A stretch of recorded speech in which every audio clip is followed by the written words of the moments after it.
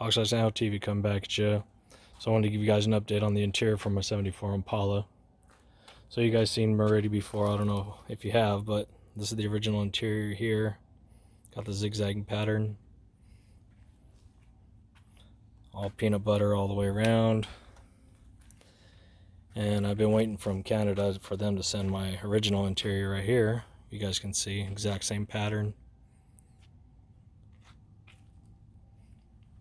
You know, nothing's wrong with my interior except it's just got stains from the leaks in the windows from back in the day. You know, these cars were never sealed correctly. And this is the place I actually got it from. I bought the whole entire roll from Canada, Township Augusta. So, just want to give you guys an update on the interior for the 74. It will be exact same vinyl on the bottom, the peanut butter all the way around. You know, it's the exact same thing. I'm not changing nothing except the fabric on top.